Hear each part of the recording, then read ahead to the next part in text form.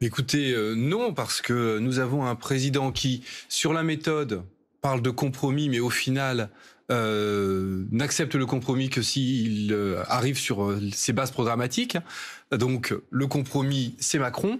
Donc, il n'a pas pris en compte le fait que les Français ne lui ont pas donné de majorité aux élections législatives et qu'en plus, les Français l'ont élu par défaut face à Marine Le Pen au second tour, non pas en soutien à son programme, mais pour faire barrage à l'extrême droite. Donc, il oublie qu'il n'y a pas de majorité programmatique des Français sur son programme. Et ensuite, sur le fond, nous avons un président qui oublie qu'il a présidé pendant 5 ans, qu'il n'a pas de bilan et qui commence à penser que oui, en effet, il faut faire quelque chose sur le réchauffement climatique aujourd'hui, alors que alors qu'on le voit bien, depuis 5 ans, il n'a rien fait. Un bilan absent sur les questions écologiques, et donc maintenant, on nous promet de faire des choses, mais on ne sait pas très bien quoi, à part peut-être d'éteindre les lumières de l'Élysée plutôt le soir, alors qu'elles étaient même allumées en plein jour, on le voyait sur les images. Benjamin. Non, en effet, il ne détaille rien et il n'a rien fait depuis 5 ans pour avancer là-dessus. Nous, ça fait plusieurs années qu'on dit qu'il faut planifier et avancer sur cette sobriété qui doit s'accompagner d'une rénovation de notre manière de produire l'énergie. Est-ce que vous dites comme le président français, il faudra faire un effort cet hiver, chauffez-vous d'1 degré de moins Aujourd'hui, nous avons 10 millions de Français qui n'arrivent pas à se chauffer l'hiver. Déjà. Peut-être qu'on devrait penser à résoudre leurs problèmes. Pourquoi n'arrivent-ils pas à se résoudre? Parce que l'énergie est trop chère et parce qu'ils vivent dans des passoires thermiques. Ces passoires thermiques, elles ne sont pas rénovées. Ce sont des bâtiments, des fois des HLM publics. La loi Allure du président Macron a fait en sorte de couper les vivres aux offices publics d'HLM pour qu'ils puissent les rénover. Donc ces rénovations, elles n'ont pas été faites. Ces rénovations, elles doivent être faites. Aujourd'hui, où est le budget pour rénover ces bâtiments? Il faut que le gouvernement mette le budget. Donc, vous voyez, demander aux gens de se chauffer moins, alors qu'ils n'arrivent déjà pas à se chauffer, on a un problème. Je parle pour ceux qui peuvent se chauffer et qui peuvent se permettre. Oui, bien sûr. Sauf qu'aujourd'hui, l'essentiel des gaz à effet de serre, ça part dans l'atmosphère parce que justement, les bâtiments ne sont pas isolés. On pourrait prendre d'autres exemples. Mais revenons sur la manière de produire l'énergie. Le président nous a dit, aujourd'hui, nous, la France, nous sommes plus indépendants du gaz que d'autres grâce au nucléaire, par exemple. La réalité, c'est qu'aujourd'hui, 50% de nos réacteurs nucléaires sont à l'arrêt.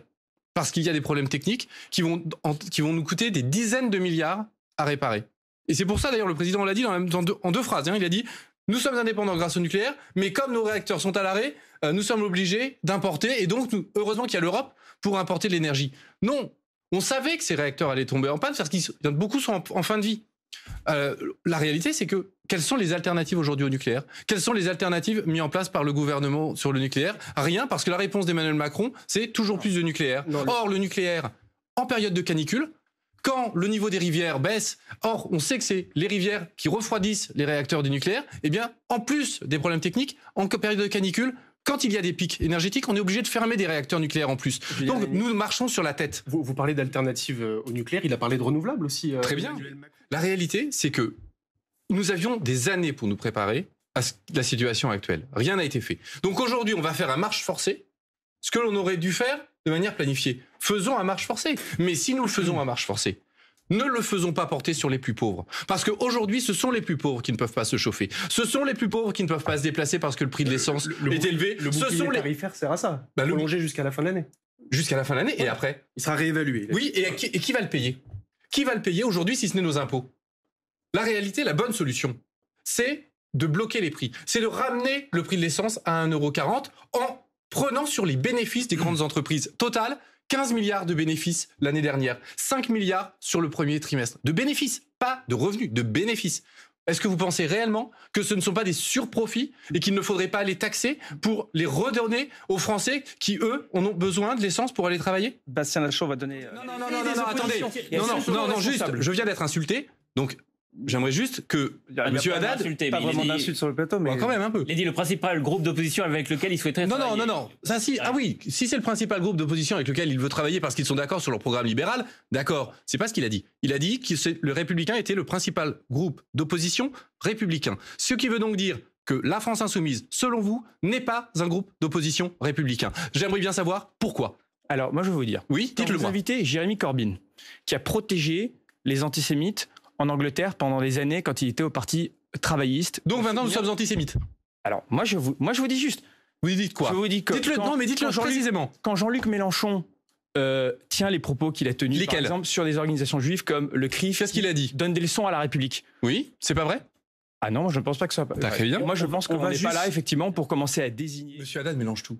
Il explique que si on ne fait pas la retraite à 65 ans, il va falloir augmenter les impôts pour financer la retraite. La retraite n'est pas financée par les impôts, la retraite est financée par les cotisations des travailleurs qui sont donc un salaire différé. Donc il n'y a pas d'impôt là-dedans, donc ne mélangeons pas tout, soyons précis.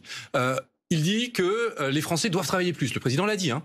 Je réagis, j'obéis à vos demandes. Le président a dit on doit travailler plus. Il n'a jamais expliqué pourquoi. Jamais. Ce qu'on constate, c'est que l'espérance de vie des Français diminue depuis quelques années. L'espérance de vie en bonne santé, c'est pas la même chose. Non, les deux. Maintenant, la dernière. Oui, mais ça, c'est peut-être à cause du Covid aussi. Non, voilà. c'était avant le Covid, et c'est justement parce qu'on commence à faire travailler les gens plus tard. 25% des plus pauvres meurent avant 62 ans, avant de profiter de leur retraite. Ces positions, on les connaît, monsieur. Non, mais je voudrais juste vous. Non, mais justement, je réagis sur la à concertation. Je réagis à ce qu'il a dit. Il a dit, sans expliquer pourquoi, on devait travailler plus longtemps. Je vous explique qu'il a tort. Il y a des raisons objectives de dire qu'on ne doit pas travailler plus longtemps. La concertation. Mais les Français ont voté contre la retraite à 65 ans. Mais oui, parce qu'ils ne lui ont pas donné de majorité. Il a été réélu sur ce Il programme. était réélu, Non, il n'en a pas il n'a pas dans été sa campagne. Il n'a pas été réélu sur ce programme. Il a été réélu tout court. Il a été réélu En partie ce programme. Non, il a été réélu avec plus de 3 millions de voix d'électeurs de Jean-Luc Mélenchon qui ont voté pour la retraite à 60 ans au premier tour et qui ne voulaient pas que Marine Le Pen arrive au pouvoir. Donc il n'a pas été élu sur son programme. Il aurait été élu sur son programme, il aurait obtenu une majorité absolue à l'élection législative. Ce n'est pas le cas. Donc il n'a pas de majorité pour appliquer cette retraite à 65 ans. Il n'y a pas de négociation possible sur l'augmentation de l'âge de départ à la retraite quand des gens meurent en France aujourd'hui avant de pouvoir bénéficier de leur retraite. La retraite, elle doit être à 60 ans parce qu'on a les moyens de la financer, parce que le sens de l'histoire, c'est la diminution du temps de travail pour pouvoir partager le travail. Et si vous vous vantez d'en finir avec le chômage de masse, si vous vous vantez de diminuer à 5% le taux de chômeurs, eh bien cela fait autant de cotisants en plus pour financer les retraites. Donc, pour le résumer, problème, c'est que pour... On va essayer de donner la parole à tout le monde, parce qu'en plus, on a peu de temps. On vous a beaucoup entendu en appliquant votre programme. Le problème, c'est que ce que vous faites aujourd'hui, c'est que vous supprimez les cotisations sociales et patronales sur énormément d'emplois, notamment par exemple sur les contrats d'apprentissage, dont vous vous vantez d'avoir multiplié le nombre, tout en niant le fait statistique que 30% d'entre eux sont rompus avant terme. Donc toute cette... Déjà, il n'y a pas de... Attendez, c'est un des principaux moteurs aujourd'hui de création d'emplois. 30% de ces contrats sont rompus avant terme. On est au terme de cette émission.